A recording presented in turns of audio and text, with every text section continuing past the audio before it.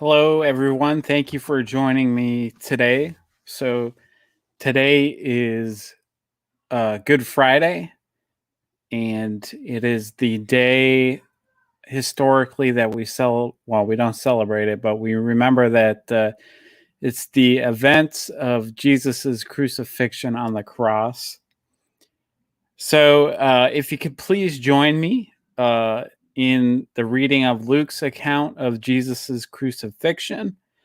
I'm going to start in chapter 23 and go through verses 26 through 49. So it's a little bit of a lengthy section, but so it starts. As they led him away, they seized a man, Simon of Cyrene, who was coming from the country, and they laid the cross on him and made him carry it behind Jesus.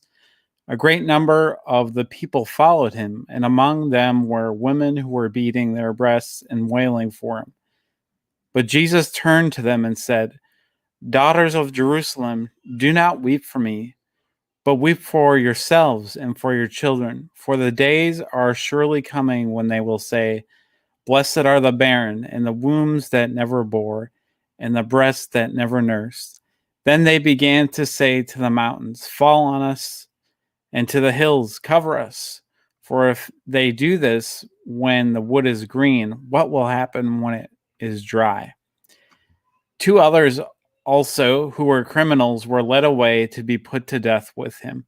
When they came to the place that is called the Skull, they crucified Jesus there with the criminals, one on his right and one on his left.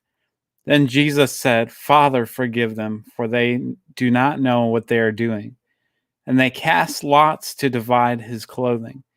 And the people stood by, watching, but their leaders scoffed at him, saying, "He saved others. Let him save himself if he is Messiah, if he is the Messiah of God, his chosen one."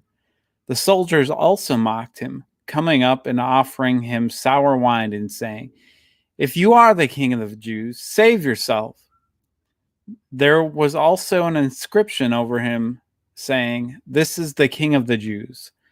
One of the criminals who were hanged there kept deriding him and saying, "Are you not the Messiah? Save yourself and us."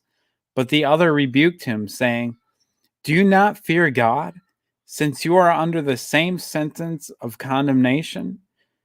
And we indeed have been condemned justly, for we are getting what we deserve for our deeds, but this man has done nothing wrong." Then he said, "Jesus, remember me when you come into your kingdom."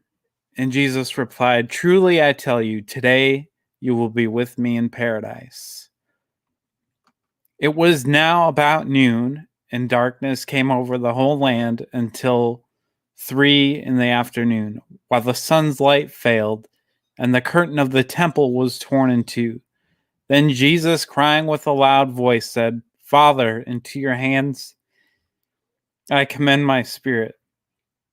Having said this, he breathed his last. When the centurion saw what had taken place, he praised God and said, "Certainly this man was innocent." And when all the crowds who gathered there for this spectacle saw what had taken place, they returned home, beating their breasts. But all his acquaintance, including the women who had followed him from Galilee, stood at a distance watching these things. So this year, I've tried to think a little differently about Good Friday, differently than in the past. And one of the things that stood out to me the most was how I don't think I could ever imagine what it was like to see your son or your friend slowly murdered in front of you. Yet, I think it's interesting. What's interesting about that is that there are millions upon millions of people throughout history who have witnessed something like that, if we're being brutally honest here. And I can't help but wonder what it means for the people who read the crucifixion account and who have witnessed something like that. So let's put this in the context of who Jesus is. He's both human and divine. He is God the Son. He is God who has come down and become incarnate in Christ. That means the God of all creation experienced a truly humiliating and violent death. I know that for me, that speaks more about Christ's character than the miracles that he performed. And ultimately, for me, it reveals what God's character is. But what about you? Does that help you think about God any differently? The second thing that's typical about Good Friday is that we look forward to Easter Sunday. We know the end of the story, and we place our hope in Easter Sunday, which is then really also an envisioning of the eternal Easter. That's not wrong. That's not a wrong thing to do. But how often do we sit with the fact that Jesus died? If you can, just sit with those two words. Christ died. It's okay to sit with that grief. The disciples and Jesus's family and friends, they sat with that grief for 3 days. So in Good Friday, God is making space for grief and sadness and mourning. So if I may be so bold in this suggestion here, there's a German theologian named Jürgen Moltmann who said that the death of Christ was also an event in the triune God, not just an event for the atonement of sin.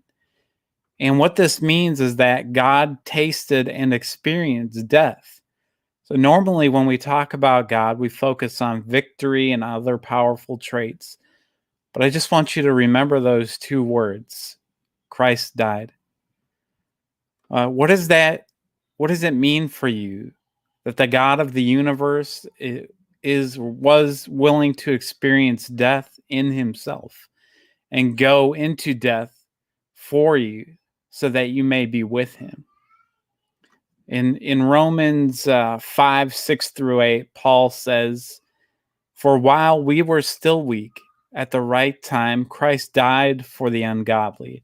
And that's everybody. Everybody is ungodly at some point in their lives. I know that I've been very ungodly in my life at times. But he goes on to say, "Indeed, rarely will anyone die for a righteous person, though perhaps for a good person someone might actually dare to die.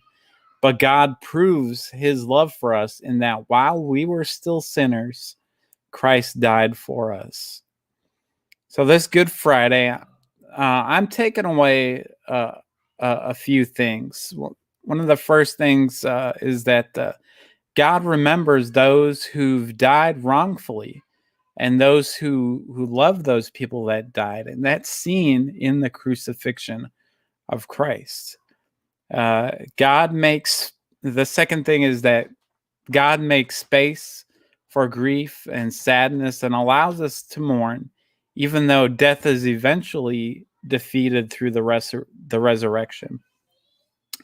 And the third thing that I want to bring away from this is not to be so focused on a future victory that we are ignoring those who are in pain in the present. So you might have heard it said another way: don't be so heavenly minded that you're no earthly good.